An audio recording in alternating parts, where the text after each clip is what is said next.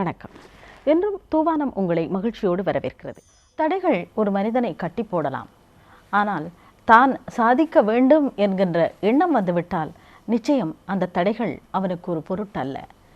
இது பிரதானமாக படைப்பாளிகள், கலைஞர்கள் எதிர்கொள்கின்ற ஒரு பிரச்சனை. அவர்களை வெற்றியடைய செய்வதும் இந்த பிரச்சனைகள் தான். நாங்கள் பல கவிஞர்களை, ஆளுமைகளை, எழுத்தாளர்களை இங்கே அழைத்து வந்திருக்கிறோம். அவர்கள் தங்களுடைய உணர்வுகளை வெளிப்படுத்தி இருக்கிறார்கள். அவை நிச்சயமாக உங்களுக்கு படிக்கலாக அமையும் என்ற நம்பிக்கையோடு தான் இன்றும் அதே பட்டறைக்குள் உங்களை நாங்கள் அழைத்து செல்கிறோம். இன்று பட்டறைக்கு வருகை தந்திருக்கும் அதிதி ஒரு கவிஞர், எழுத்தாளர், நாடக நடிகர், நாடக எழுத்தாளர். அவர்தான் வன்னியூரன் தானா ரமேஷ். வணக்கம் ரமேஷ். வணக்கம் அம்மா. பலரை நாங்கள் அழைத்து வந்திருக்கிறோம். உங்களை போன்ற இளையவர்களை, மூத்தவர்களை படைப்பாளிகளாக, கலைஞர்களாக அழைத்து வந்திருக்கிறோம்.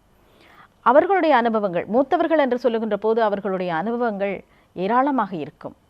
இதற்காக இளையவர்களிடம் அனுபவமே இல்லை என்று நாங்கள் கொள்ள முடியாது. சில சமயங்களில் ஒவ்வொருவர் கடந்து வருகின்ற பாதை வேறுபட்டதாக இருக்கும். அதனால் அவர்களை விட காலங்களால் உங்கள் வளர்ச்சி குறைவாக இருந்தாலும் அனுபவங்கள் ஏராளமாக இருக்கும். அப்படி ஒரு அனுபவத்தை உடைய உங்களை நாங்கள் என்று சந்திக்கிறோம். ரமேஷ், உங்கள் எழுத்து பணி என்று சொல்வதை விட எழுதும் ஒரு உணர்வு உங்களுக்கு எப்போது ஏற்பட்டது? இந்த வினாவுக்கு விடை சொல்வதற்கு முதல் நான் இந்த எழுத்துத்துறைக்குள் வருவதற்கு காரணமாக இருந்தது என்னுடைய தமிழ். அந்த தமிழுக்கு நான் முதலில் நன்றி சொல்ல வேண்டும்.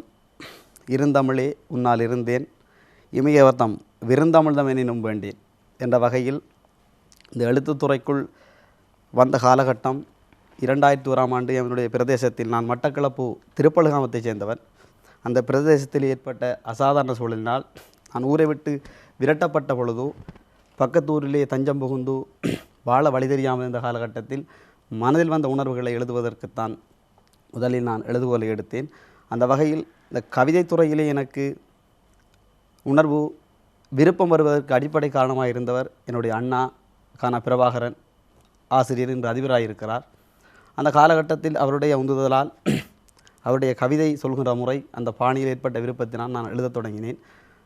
நான் நினைக்கிறேன் வறுமையிலிருந்து தான் இலக்கியங்கள் பிறக்கும் என்ற ஒரு உலக தத்துவத்தின் அடிப்படையில் எனக்கும் அப்படித்தான் பிறந்தது என்று நினைக்கிறேன். அந்த வகையில் அந்த காலத்தில் வந்த உணர்வுகளை ஒட்டுமொத்தமாக பல கவிதைகள் எழுதியிருக்கிறேன். வெறும் வசன நடையில் எழுதப்பட்டவை. அவற்றையெல்லாம் எல்லாவற்றையும் அல்ல, சிலவற்றை தொகுத்து வெளியிட்ட புத்தகம் தான் 2012ஆம் வருடம் வெளிவந்த இந்த உதிரா குறும்பட்டிகள் என்ற புத்தகம். சேர்ந்தே இருப்பது வறுமையும் புலமையும் என்பதை ஆணித்தரமாக நீங்கள் கூறுகிறீர்கள். ரமேஷ், இந்த உதிரா குறும்பட்டிகள் தான் உங்களுடைய ஆரம்ப படைப்பாக இருக்கிறது. அநேகரை நாங்கள் உங்களை போன்ற இளையவர்களை காணுகின்ற போது அவர்கள் சொல்லுவது என்னவென்றால், அதாவது தாங்கள் பாடசாலை காலத்திலே படைக்க தொடங்கியதாக சொல்வார்கள். கவிதை காதலோடு பிறந்ததாகவும் சொல்லி இருக்கிறார்கள். ஆனால் உங்களை துரத்திய அந்த வறுமையை நீங்கள் பொருளாக கொண்டுதான் கவிதைகளை படைத்திருக்கிறீர்கள். இந்த உதிரா குறும்பட்டிகள் எத்தனை கவிதைகளை கொண்ட தொகுப்பாக இருக்கிறது? நான் நினைக்கிறேன் அதில் 63 கவிதைகள் இருப்பதாக நினைக்கிறேன். அனைத்து கவிதைகளும் என்னுடைய மண்ணின், மக்களின் உணர்வுகள், கலாச்சார சீரழிவுகள், எண்ணங்கள், எதிர்பார்ப்புகள், ஒட்டுமொத்தமான ஏமாற்றங்கள் அனைத்தையும் தாங்கி இந்த கவிதை புத்தகம் வெளிவந்திருக்கிறது.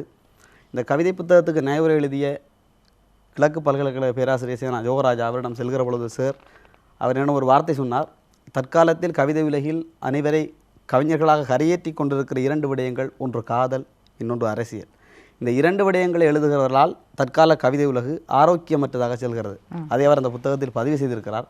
எனக்கு அவர் கூறிய வார்த்தை, தம்பி, நீங்கள் கவிதைத்துறையில் சாதிக்க வேண்டுமாக இருந்தால் 2 விடயங்களையும் தேவையில்லாமல் பயன்படுத்த வேண்டாம்.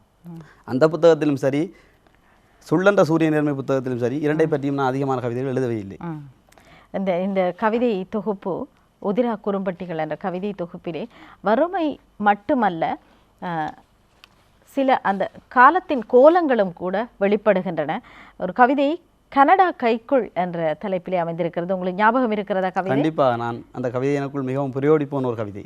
அந்த கவிதையை சொல்லுங்களேன். பார்க்காமல் சொல்லுவீர்களா? பார்க்காமல் அந்த கவிதை முறையாக வராது, ஆனால் கருப்பொருள் ஞாபகம் இருக்கிறது. கருப்பொருளை சொல்லுங்கள். அதாவது தற்காலத்திலே என்னுடைய பிறந்தகத்திலே இருக்கிற தமிழர்கள் எல்லாம் நாட்டை விட்டு புலம்பெயர்ந்து விட்டார்கள். அதில் நான் ஒரு வரி சேர்த்திருக்கிறேன், தற்பொழுது என்னுடைய பெயர் கள்ள அகதி தமிழர். இப்படி வந்த அந்த கவிதையில் வேறொரு கவிதையில் இருக்கிறது. இப்படி வந்த இந்த காலகட்டத்திலே இந்த கவிதை பிறந்தகத்திலிருந்து இடம்பெயர்ந்து சென்ற மக்கள் அங்கே செல்வந்தர்களாக வாழ்கிற பொழுது பெற்றார்கள் எங்கே இருக்கிறார்கள் என்பது ஒரு பெரிய கேள்விக்குறி. இந்த பெற்றார்கள் இறக்கிற பொழுது, இறந்த பிறகுதான் இந்த பிள்ளைகள் 3 நாள் 4 நாள் 5 நாள் 10 நாள் என்று அந்த பெற்றோருடைய பிரேதங்களை வீட்டிலே வைத்துக்கொண்டு இவங்கள் வந்து அந்த தங்கள் பாசத்தை எல்லாம் கொட்டி வெளிப்படுத்தி 31 நாள் காரியம் வரை அழகாக செய்துவிட்டு அந்த பெற்றோரை அழைத்து செல்கிறார்கள். கனடா செல்கிறோம், லண்டன் செல்கிறோம், சுவிட்சர்லாந்து செல்கிறோம், ஆஸ்திரேலியா செல்கிறோம் என்று செல்கிறார்கள். உண்மையாக இந்த பெற்றோர் அங்கே பெற்றோர்களாக இருக்கிறார்களா தெரியவில்லை. ஆனால் இந்த கவிதையின் கருப்பொருள் கனடா எப்படி கைக்குள் வந்தது, அப்படி அழைத்து சென்ற ஒரு மகன், நான் சொன்ன கருவியில் அழைத்து சென்ற ஒரு மகனுடைய தாய் அந்த ஊரின் மூத்த அடையாளம் 1 மாதம் கழித்து அந்த ஊரிலே இருக்கின்ற தன்னுடைய இன்னுமொரு மூத்த அடையாளத்துக்கு கடிதம் போடுகிறது முதியோர் இல்லத்திலிருந்து. சில மாதங்களின் பின் கடிதம் வந்தது முதியோர் இல்லத்தில் இருந்து என்று அந்த கவிதை முடிந்திருக்கிறது.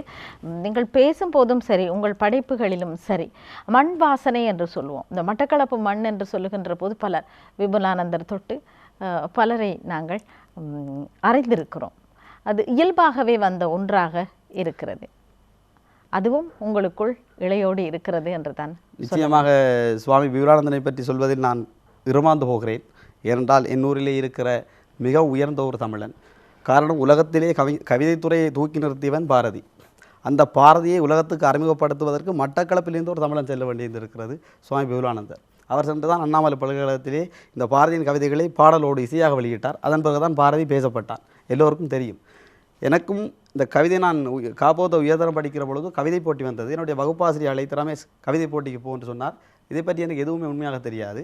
என்னுடைய அண்ணாவிடம் சென்று, பிரபாகரன் சென்று நான் கேட்டேன், அண்ணா அப்படி ஒரு போட்டிக்கு என்னை அழைத்திருக்கிறார்கள், என்ன செய்வதென்று. அவர் சுவாமி விவேகானந்தனை பற்றி ஒரு கவிதை அழைத்து தந்தார். அதுதான் என்னுடைய முதல் கவிதை, பிரவேசமே. அந்த கவிதையின் முதல் வரிகள் மட்டுமே எனக்கு ஞாபகம் இருக்கிறது. விண்ணை எட்டும் புகழ் மண்ணில் படைத்த உத்தமர் என்று சொல்லி அந்த கவிதை ஆரம்பிக்கும். அந்த கவிதையை நான் படித்து 2ஆம் இடம் பெற்றுக்கொண்டேன். அது ஒரு மனனம் செய்து படித்த கவிதை. சுவாமி விவேகானந்தனை பற்றி பாடியதால் அந்த கவிதையில் எனக்கு பரிசு கிடைத்தது. அவருடைய படைப்பு விவேகானந்தனுடைய படைப்பு என்றதால் எனக்கு பரிசு கிடைத்தது. இந்த மண் வாசனை, மண் பற்றி என்பது உண்மையாகவே கிராமத்தில் பிறந்தவர்கள் மட்டுமல்ல, எல்லோருக்குமே இருக்கிறது. அது பெற்றதாயும் பிறந்தவன் நாடும் நற்றவானிலும் நனி சிறந்தனும் எல்லாருக்கும் தெரியும். அந்த வகையில் எவ்வளவு நாங்கள் படித்தாலும், எவ்வளவு செல்வந்தமானாலும், எவ்வளவு உயர்ந்தாலும் அம்மா அம்மா தான். அது மாதிரி நான் பிறந்தவனே எனக்கு பிறந்த மண் தான், பிறந்தகம் தான். எங்கள் ஊரை விட்டு இடம்பெயர்ந்து சென்றவர்களை கேட்டால் சொல்வார்கள், என்னுடைய ஊரில் ஒரு அம்மா இருக்கிறார், ஆஸ்திரேலியாவில் இருப்பவர். அவரிடம் செல்கிற பொழுது அவர் அடிக்கடி என்ன சொல்வார், தம்பி, என்னுடைய வீட்டு வாசலில் இருக்கிற மாமரத்து நிலவிலிருந்து வெற்றிலாக்கு சப்புகிற அந்த சுகம் எனக்கு ஆஸ்திரேலியாவில் இல்லை என்று அடிக்கடி சொல்லுவார். அந்த உணர்வியல் உங்களுக்கும் இருக்கும், எனக்கும் இருக்கிறது. அந்த வகையில் தான் எல்லோரும் மண்ணை வைத்து கொண்டு உணர்வியல் எழுதுகிறார்கள். நானும் அப்படியானவன் தான். நிச்சயமாக. உங்களுடைய நாடக அனுபவம், நாடக நடிப்பு, நாடக எழுத்து, இதை பற்றி சொல்லுங்கள் ரமேஷ். நாடகத்தை பொறுத்தவரை நான் படிக்கிற காலகட்டத்தில் என்னுடைய ஊர் கிராமமாக இருப்பதால் அதிகமான நாட்டுக்கூத்துகள், நகைச்சுவை காசிய நாடகங்கள், கிராமிய நாடகங்கள், கும்மி, கோலாட்டம், நையாண்டி ஆட்டம், நிறைய விடயங்களை சிறுவயதிலிருந்து பார்த்தவன். என்னுடைய ஊரில் ஒருவர் இருக்கிறார், கானா தணிகாசலம், கவிஞர். இப்போ போன வருடம் கூட அவருக்கு கலாபூதனம் விருது கிடைத்தது. என்னுடைய மாமா முறையானவர். அவருடைய அதிகமான கூத்துக்களை பார்த்திருக்கிறேன். பார்க்கிற பொழுது நான் யோசிக்கிற விடயம், எப்படி இவரால் முடிகிறது, எப்படி செய்ய முடிகிறது, எங்கிருந்து வருகிறது இந்த விடயங்கள் என்று நான் எனக்குள் பிரமித்து போன காலங்கள் இருக்கிறது. அதை பார்த்தபோது மக்கள் அந்த ரசிக்கிற விடயங்கள், கைதட்டி ஆர வைக்கிற விடயங்கள், அந்த கூத்திலே நாடகத்திலே கடந்து கூட மேடையிலே இறங்கி வருகிற போது மக்கள் அவரை எதிர்கொண்டு அழைத்து வரவேற்கிற அந்த நிகழ்வுகளை பார்க்கும்போது எனக்குள்ள ஒரு ஆர்வம், நானும் மேடையில் வர வேண்டும், நானும் எழுத வேண்டும், நானும் நடிக்க வேண்டும் என்று. அந்த ஆர்வத்தினால் நான் உயர்தரம் படிக்கிற பொழுதே நாடகம் எழுதி நடித்தவன், நகைச்சுவை நாடகங்கள் பாடசாலை நடித்தவன் என்ற வகையில். பிறகு நான் நாட்டு கூத்துக்குள் வந்தவன், அதிகமான கூத்துக்கள் ஆடி இருக்கிறேன். அவர் தான் அதுக்கு எல்லாம் அண்ணாவியார் இருந்தவர், தணிகாசலம் ஐயா அவர்கள், என்னுடைய மாமனாரும் கூட அவர்.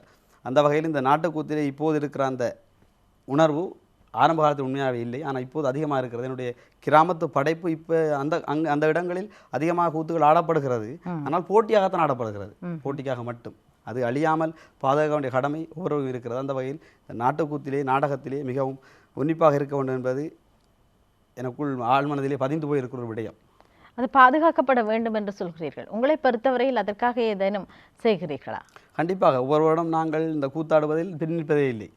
நாங்கள் எந்த ஊருக்கு சென்றாலும் நாட்டுக்கூத்து, என்ன நாட்டுக்கூத்து. இப்போது எல்லா கோயில்களிலும் கேளிக்கை, களியாட்டங்கள், சினிமா என்பதுதான் மரபாகி போனதாக இருக்கிறது. எல்லா ஆலயங்களுக்கு சென்றாலும் அங்கே இசைக்குழு இருந்தால்தான் இளைஞர்களும் யுவதிகளும் அலைமோதி வருவார்கள். ஆனால் நாடகம், கூத்து, நடனம் என்றால் பெரும்பாலும் வயது போன ஒரு சிலவர்கள் தான் வந்து பார்த்து கொண்டிருப்பார்கள். இருந்தால் நாங்கள் அதை விடுவதாக இல்லை. அதில் முற்றுமுழுதாக சமூகம் சார்ந்த விடயங்கள் தான் நடித்து கொண்டிருக்கோம். புராண இதிகாச கதைகள் எல்லாம் எங்களுக்கு பழகி போன விடயங்கள். இதை சொல்வதில் நான் அதை சொல்லக்கூடாது என்று சொல்ல வரவில்லை. இதை திரும்ப திரும்ப சொல்வதில் பழமை பேசுவது பெருமை இல்லை. பாரதி சொன்னான், அந்த பழமை பேசுவதை விட சமூக பிரச்சனைகளை கொண்டு செல்வது முக்கியம் என்ற வகையால் நாங்கள் தற்போது அதிகமான புதிய விடயங்களை சொல்வதற்கு தான் முயற்சித்து கொண்டிருக்கிறோம். சரளமாக பேசுகின்ற தன்மை அது ஒரு கலை என்று தான் சொல்ல வேண்டும். நிறைய பேர் மிக சிறப்பாக எழுதுபவர்களால் மிக சிறப்பாக பேச முடியாமல் இருக்கும். மிக சிறப்பாக பேசுபவர்களால் எழுதுகின்ற தன்மை குறைவாகவே இருக்கும். ஆனால் உங்களை பொறுத்தவரையில் சரளமாக சிறப்பாக வார்த்தைக்கு பஞ்சமில்லாமல் அழகாக பேசுகிறீர்கள். விவாதங்கள், போட்டிகள், பேச்சுகள் இவற்றிலே நிச்சயமாக கலந்து சிறப்பித்திருப்பீர்கள் என்று நம்புகிறோம். அது பற்றி சொல்லுங்கள். உண்மையாகவே நீங்கள் சொல்வதை கேட்கிற பொழுது எனக்கு மிகவும் மன மகிழ்ச்சியாக இருக்கிறது. காரணம், படிக்கிற காலகட்டங்களில் இந்த விவாதங்கள், நாடகங்கள் இதுகளெல்லாம் காபோதர சாதாரண தரத்துக்கு முதல் என்னை யாரும் பாடசாலையில் ஆசிரியர் அழைத்ததில்லை. காரணம் என்னவோ எனக்கு தெரியாது. வறுமையோ அல்லது பாடசாலை வகுப்பறையில் கடைசி மாணவனாக இருப்பேன் நான். அந்த காரணமும் எனக்கு தெரியவில்லை. ஆனால் உயர்தரத்துக்கு வந்த பிறகு ஏதோ எனக்கும் என்னால் முடியும் என்று ஆசிரியர்கள் நினைத்தார்கள் நினைக்கிறேன். ஒரு சில ஆசிரியர்கள் எனக்கு மறக்க முடியாது. அவர்களுடைய உந்துதல் நான் செய்திருக்கிறேன். ஆனால் தமிழை சரளமாக இவ்வாறு பேசுவதற்கு மூல காரணம் என்னுடைய இலங்கையில் இருக்கிற ஒரு மிகப்பெரிய எழுத்தாளர் கலாபூசண மாமுசி வேலழகன். அவர் ஒரு தேசிய விருது பெற்ற கவிஞர், பெரியப்பா உறவுமுறைக்காரர் எனக்கு. ஆனால் அவருக்கு அறிமுகம் கிடைத்த பிறகுதான் அவரை எனக்கு பெரியப்பா என்று தெரியும். அதுக்கு ஒன்று தெரியாது. அவரிடம் நான் கதைக்கிற பொழுதும் ஒரு மணித்தியாலம் அவருடன் பேசினா எனக்கு வேறத்தால 10 புத்தகங்கள் வாசித்த அனுபவம் கிடைக்கும்.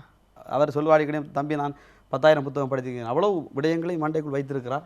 அவர் பேசுகிற பொழுது சொல்லுவார், தமிழை தமிழாக பேசு. சாதாரணமாக எங்களுடைய கிராமத்தில் இருக்கிற பேச்சு வழக்கு சொற்களை கூட அவருக்கு நான் பேசுவதில்லை. ஏனென்றால் அவருக்கு உடனே கோபம் வந்துவிடும், ஏசி விடுவார். அதனால் நான் பேசுகிற பொழுது சரியான சொற்களை பயந்து பயந்து அவரிடம் பேசுவேன். பயந்து பேசுவேன். மிகவும் சிந்தனை செய்து பேசுவேன். ஆனால் அது தொடர்ந்து செய்து கொண்டு வந்து இருக்கிற காரணத்தினால் தற்பொழுது நான் நினைக்கிறேன் பெரும்பாலும் ஒரு அளவாக என்னால் சமாளிக்க முடிகிறதுன்னு நினைக்கிறேன் தமிழை. ஆனால் தமிழை சரளமாக செய்ய முடிகிறதா என்று கேட்டால் இன்னும் நிச்சயமாக அது என்னால் இப்போது இல்லை. நிச்சயமாக காலம் அதற்கு எனக்கு இடம் தரும். குறும்பட்டிகள், உதிரா குறும்பட்டிகளுக்கு பிறகு வந்தது நீங்கள் சுள்ளென்ற சூரிய நேர்மை பற்றி சொன்னீர்கள். இந்த சுள்ளென்ற சூரிய நேர்மை எத்தனை கவிதைகளை உள்ளடக்கி இருக்கிறது நீங்கள் சொன்னீர்கள். அதிலும் காதலும் இல்லை, அரசியலும் இல்லை என்று சொல்லி இதை கொண்டு அது அலங்காரம் பெறுகிறது. அதாவது காதலும் இல்லை, அரசியலும் இல்லை என்று சொன்ன காரணம், காதல் அரசியல் என்ற விடயங்களை நான் நியாயப்படுத்தவில்லை. அதனால் இருக்கிற தவறுகளை சுட்டிக்காட்டி இருக்கிறேன். அதிலே ஒரு கவிதை போட்டிருக்கிறேன், திண்ணைகள் கூட தீர்ந்து போச்சு. திண்ணை என்பது எங்களுடைய கிராமத்திலே வீட்டிலே முன்னால் இருப்பது. அதாவது யாராவது உறவினர் வந்தால் அவர்கள் இருந்து கதைத்து பேசி மகிழ்ச்சியாக இளைப்பாறை செல்கிறவரிடம் திண்ணை. நாங்கள் புறாந்தை என்று கூட அதை சொல்லுவோம். தற்காலத்தில் அது இல்லை. காரணம், அரசியல்வாதிகள் வந்து நாங்கள் எல்லாம் செய்வோம், எல்லாம் தருவோம், எல்லாம் செய்வோம் என்று சொல்லுகிறார்கள்.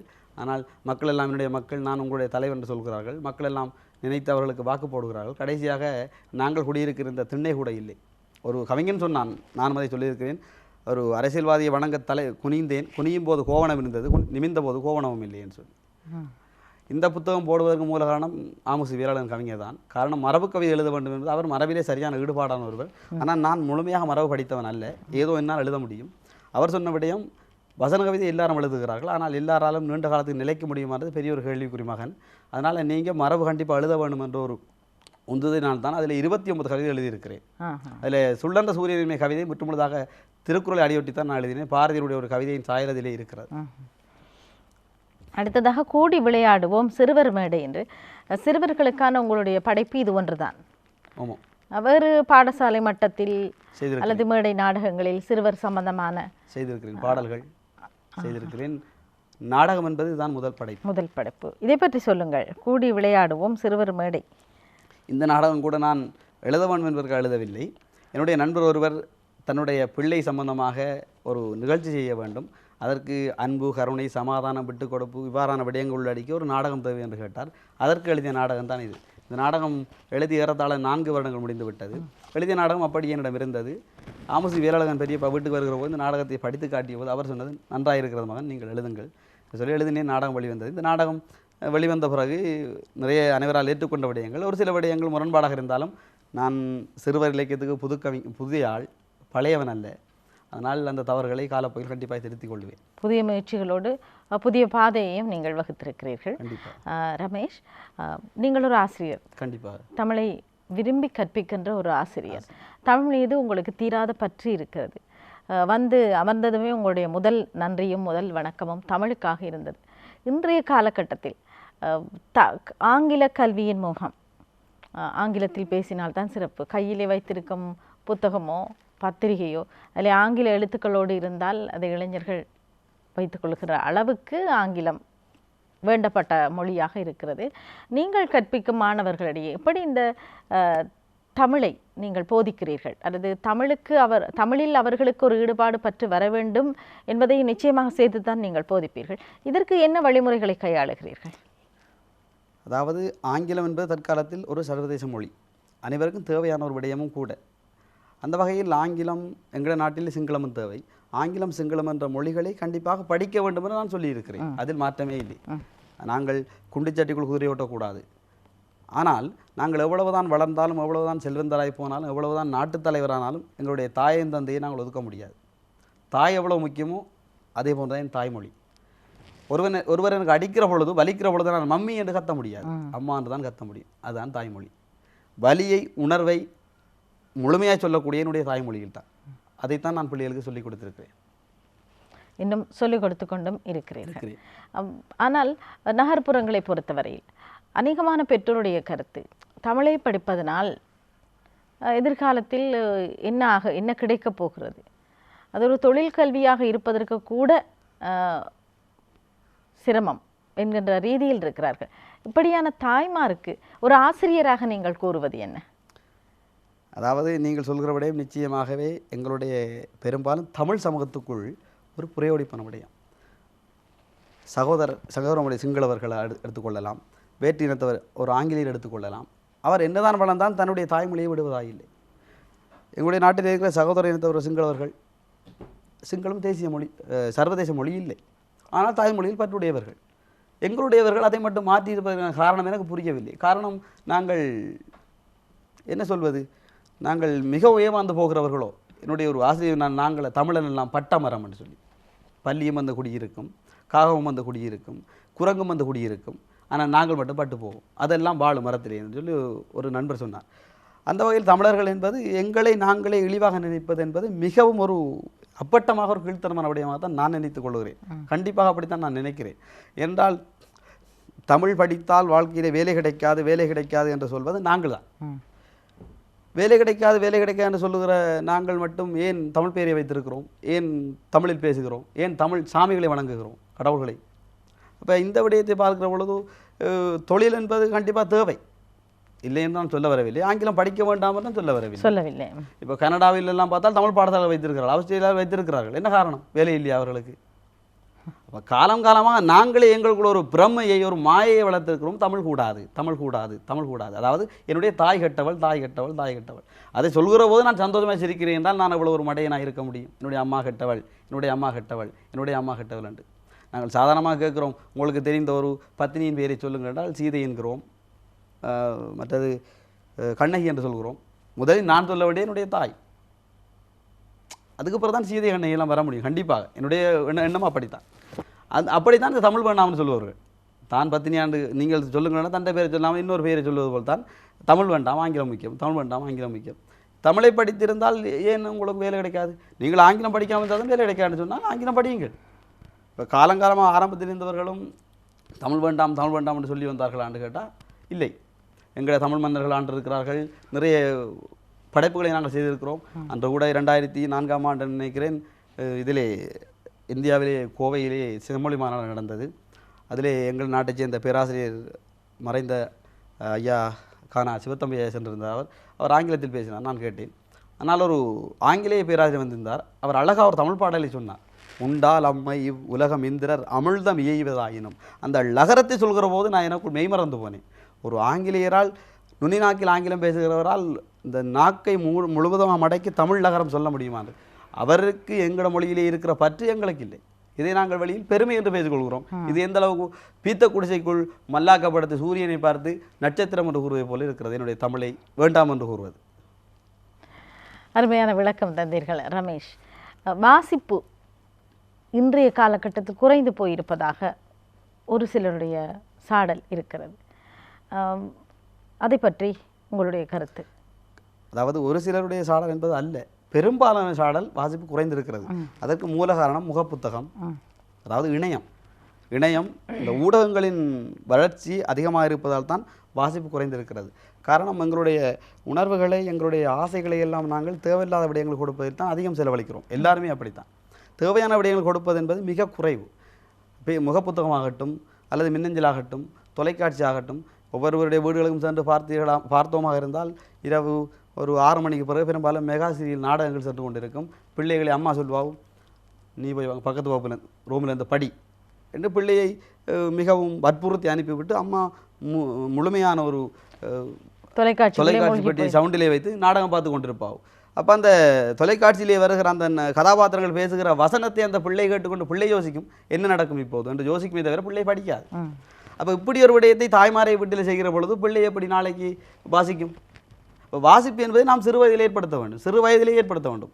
நான் பெரும்பாலும் பாடசாலையிலும் சரி, நான் பிரத்திய வகுப்பு வைக்கிற இடங்களும் சரி, பிள்ளைகளுக்கு வாசிப்பு என்பதை சொல்லி வாசியுங்கள். பிள்ளைகளுக்கு அந்த வாசிப்பு என்பதை ஆசையாக ஏற்படுத்துவது. அதாவது ஒரு 5ஆம் ஆண்டு படிக்கிற பிள்ளையாக இருந்தால் அந்த பிள்ளைக்கு 10 வயது, அவன் ஒரு 30 வயதிலே ஒரு எழுத்தாளனாக வர வேண்டுமாக இருந்தால் அவனுக்கு சொல்வது, தம்பி நீ வாரத்துக்கு ஒரு புத்தகம் படி, ஒரு கதை புத்தகத்தை படி, கிழமைக்கு 4 புத்தகம் படிப்பாய், ஒரு மாதத்துக்கு 4 புத்தகம் படிப்பாய், மாதத்துக்கு 4 புத்தகம், வருடத்துக்கு 52 புத்தகம் படிப்பாய். அப்போ 52 புத்தகத்தை நீ 20 வருஷத்தால் பெருக்கி பாரு, எத்தனை புத்தகம் உண்டு? 5000 வருடத்துக்கு 10 மாதம் 520 புத்தகம் உண்டு. அப்போ கணக்கு காட்டுகிற பொழுது அவன் யோசிப்பான், ஓஹோ 1500 புத்தகம் நான் படித்திருப்பேன், அப்போ நான் பெரிய அறிவாளியாக இருப்பேன் என்ற சிந்தை அவனுக்கு அந்த விதியை இப்போதே போட்டு விடுவது.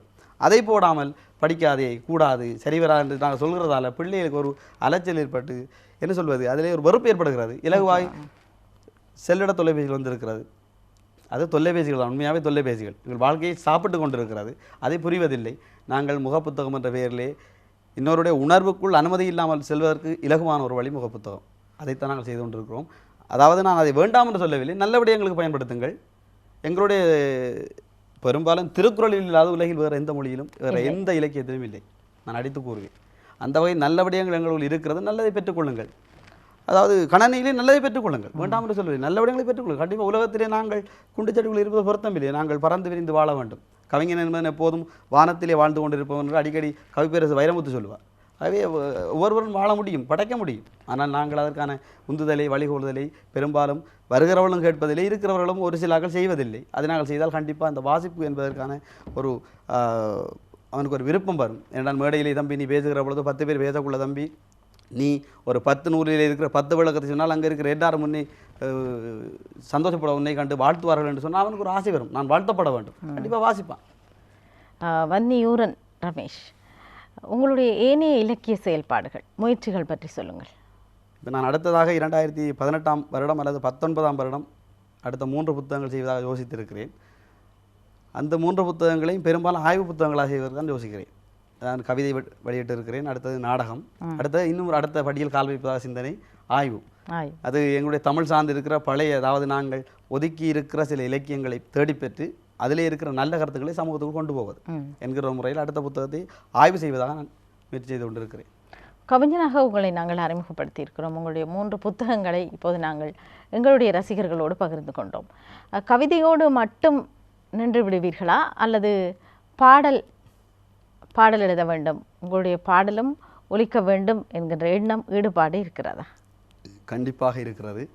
அதை நான் கண்டிப்பாக வந்தவுடனே சொல்ல வேண்டும் என்று யோசித்தேன். இருந்தாலும் அதற்கு சந்தர்ப்பம் கிடைக்கும் என்று நினைத்து தான் அமைதியாக இருந்தேன். என்னுடைய நண்பர் ஜதோகரனூடாக மட்டக்களப்பு நகரத்திலே அவர் ஒரு வீடியோ கடை வைத்திருக்கிறார். அவருடைய கடையிலே வேலை செய்தார் அண்ணன் மணிசேகரன் என்று சொல்லி வருவார். அவரூடாக அவர் அக்கரைப்பற்றை சேர்ந்தவர், கல்முனையில் இருக்கிறார். அவரூடாக தம்பி நந்தனுடைய அறிமுகம் எனக்கு கிடைத்தது. அவர் இப்போது இலங்கையிலே சினிமா படம் செய்வதில் ஈடுபட்டு கொண்டிருக்கிறார். ஐஃபோன் என்ற படத்துக்கு 4ஆம் மாதம் 20ஆம் தேதி அம்பாறை ஒலிவில் பல்கலைக்கழகத்திலே ஒரு படபூஜை நடந்தது. அந்த படத்துக்கு நான் பாடல் எழுதுவதற்கு என்னை ஒப்பந்தம் செய்திருக்கிறார், பாடல் ஆசிரியராக. நான் ஒரு 30-32 பாடல் ஏற்கனவே எழுதியிருக்கிறேன். ஒரே ஒரு பாடல் மட்டும் வெளிவந்திருக்கிறது, மட்டக்களப்பு பாசுக்குடாவை பற்றி எழுதிய ஒரு பாடல். மற்ற பாடல் எல்லாம் கேட்டவர்களுக்கு எழுதி கொடுத்து இருக்கிறேன், ஆனால் வெளிவரவில்லை. மூல காரணம் பொருளாதாரம். ஆனால் நண்பர் நந்தன் நிச்சயமாக அவருக்கு நான் நன்றி கூற வேண்டும். அதேமாதிரி அண்ணன் மணிசேகரன் நன்றி கூற வேண்டும், ஜசோகரன் நன்றி கூற வேண்டும். இவருடைய முயற்சியிலே நான் அந்த சினிமா படத்துக்கான பாடல் எழுதுவதற்கு முயற்சி செய்து கொண்டிருக்கிறேன். கண்டிப்பாக தரமான பாடலை என்னால் தர முடியும் என்ற நம்பிக்கையோடு நான் அவரிடம் சென்றிருக்கிறேன். அந்த படக்குழுவிலே நான் தான் புதுமையானவன், புதியவன். மற்ற எல்லோரும் அனுபவப்பட்டவர்கள், பழையவர்கள். நான் தான் புதுமையான புதியவன். ஆனால் என்னிலே அவர் அதிகமான நம்பிக்கை வைத்திருக்கிறார். அண்ணன் உங்களால் நல்லா செய்ய முடியும் அடிக்கடி சொல்வார். அவருக்கு ஒரு பாடல் எழுதி கொடுத்து விட்டேன். அந்த பாடலில் அனைவருக்கும் அவங்களுக்கு பூரண சம்மதம், திருப்தி எல்லாருக்கும். அந்த வகையில் நான் கண்டிப்பாக வருங்காலத்தில் பாடல் எழுத ஏற்கனவே முயற்சி செய்தது தான். ஆனால் கிட்டத்தட்ட 8 வருடங்களாக போராடி எனக்கு சந்தர்ப்பம் கிடைக்கவில்லை பாடல் எழுதுவதற்கு. இப்போது கிடைத்திருக்கிறது. கண்டிப்பாக அதை ஒரு நல்ல முறையில் பயன்படுத்துவேன். இப்போது அந்த சந்தர்ப்பம் எப்படி கிடைத்தது ரமேஷ்? நான் ஏற்கனவே சொன்னது போல் அண்ணன் மணிசேகரூடாக அவருடைய அறிமுகத்திலே தம்பி நந்தனுடைய அறிமுகம் கிடைத்தது. நந்தன் இங்கே கொழும்பிலே வேலை செய்தவர், சினிமா படங்களில் சிங்கள படங்களில் வேலை செய்தவர். அந்த வகையில் அவர் அக்கரப்பத்திலே ஒரு தமிழ் படம் செய்ய வேண்டும் முடிவெடுத்து 2.5 மணி நேரம் முழு நீள திரைப்படம், படத்தின் பேர் ஐஃபோன் என்று சொல்லி அவர் அந்த மணிசேகர் அண்ணனுடைய அறிமுகத்தால், மணிசேகர் அண்ணன் எனக்கு தெரியும், நான் கவிதை எழுதுவது அவருக்கு தெரியும், என்னுடைய புத்தகங்களை படித்திருக்கிறார். அவர் நந்தனுக்கு அறிமுகப்படுத்தி, தம்பியின் ஒரு கவிஞர் இருக்கிறார், நன்றாக பாட்டு எழுதுவார் என்று சொன்னதின் பேரில் என்னை அழைத்து ஒரு சில பாடல் வரிகளை கேட்டவர். நான் சொன்னவுடன் அவர் கேட்டவுடனே சொல்லிக் கொடுத்தேன்.